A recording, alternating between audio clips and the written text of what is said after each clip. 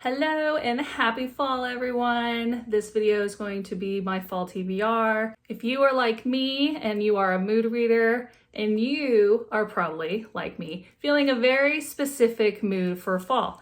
I am typically a person who is in a mood for like witchy books in the fall, witchy fantasy books.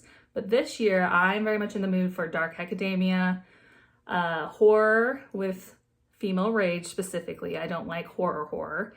Little bit of cozy fantasy, but we're in a mood. So I'm gonna go through all the books that I hope to read this fall. So let me know if you are going to read any of these books. First, we have Witchcraft for Wayward Girls, which is a horror, female rage. It's about this group of girls, I think in the 70s, who get pregnant and they get shunned from society and things happen, maybe some revenge. I don't know. I don't read the synopsises very much on books. So next I have two V.E. Schwab books, which I have not read the newest, Bury Our Bones and the Midnight Soil.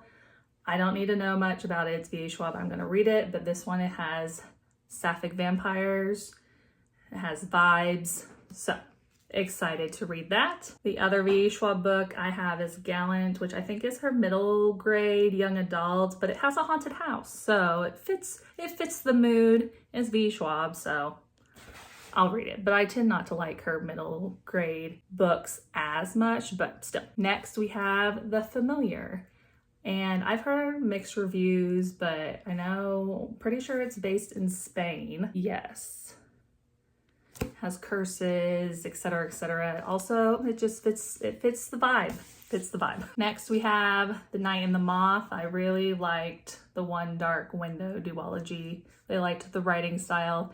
This also just, the cover fits the vibe. I don't really use the word vibe that much, but in this video, I sure have used it a few times.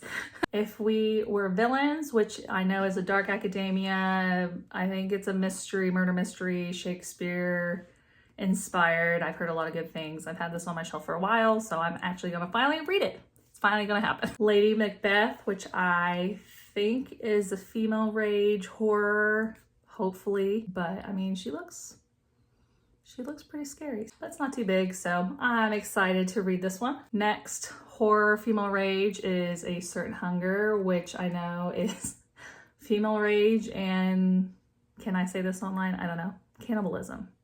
Female rage and blank, if I cannot say it online. I have no idea. So that's gonna be interesting for sure. My next three are my cozy fantasies, and the first one I'm currently reading on my Kindle. It's The Enchanted Greenhouse. Really enjoyed her first book. I liked her writing. It was cozy, it was cute, so I am reading that one. I also have A Witch's Guide to Magical Innkeeping. Again, I read this author's other book, really enjoyed it, really thought it was cute, so gonna read that. And then my last cozy one that I want to read is The Ruthless Lady's Guide to Wizardry. I like books about, ill-mannered ladies. We don't listen to the man sometimes. And my final book I want to read is Catabasis. I recently devoured the Poppy War trilogy, rated them all 5 stars. So I want to read every single book by R.F. Kuang. This is her newest one, or it's a dark academia. These two rivals, their professor gets sent to hell and they have to go and retrieve him from hell. So I'm excited to read this one. But yeah, this book also, side note, is really, really heavy for the type of, for how big it is. It hurts my wrist. And when you have carpal tunnel on your wrist because you're a photographer, it's hard to hold every book. So those are all the books that I hope to read this fall. We're feeling a certain mood, as you could tell. Have you read any of these books? Should I move any of them higher on the list? I hope I can get to all of them. I think I will. None of them are like huge, but I definitely have some that I'm more excited for than others. But yes, those are all the books I want to read this fall.